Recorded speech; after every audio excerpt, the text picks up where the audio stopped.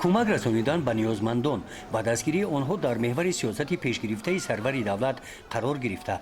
در این زمینه در قطار دیگر شهر و ناحیه‌های کشور عزیزمان با تشبث مقامات اجرایی حاکمیت دولتی ناحیه واسع و شخصان سخاوتمند این گوشه مملکتمان پیوسته چنین تشبث‌های نیک و سازنده عملی می‌گردند.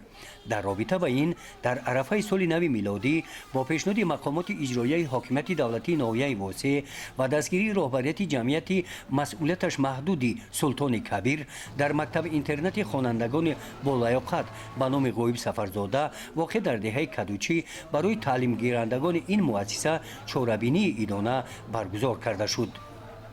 در این چاره‌بینی رئیس ناحیه واسع قید نمودند که در پرتو سیاست انسان دوستانه پرزیدنت جمهوری تاجیکستان محترم امامعلی رحمان چنین اقدام خیرخواهانه برای کودکان این مکتب اینترنت رسانیده شدند.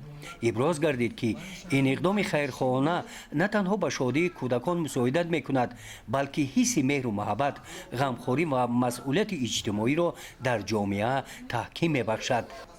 رهبریت مکتب اینترنت با رهبریت ناحیه و جمعیت مسئولیتش محدود سلطان کبیر برای دستگیری و توجه پیوسته اظهار سپاس نموده چنین چاره‌بینی ها را نشانه غمخوری واقعی دولت و حکومت ارزیابی کردند.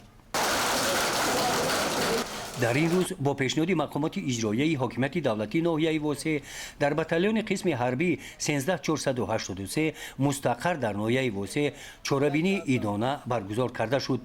در ملاقات با سربازان رئیس ناحیه واسع محتوای پیام سالانه سرور دولت را به سربازان و افسران رسانیده در عرفه سال نو میلادی به آنها برار و کامیابی ها آرزو کردند.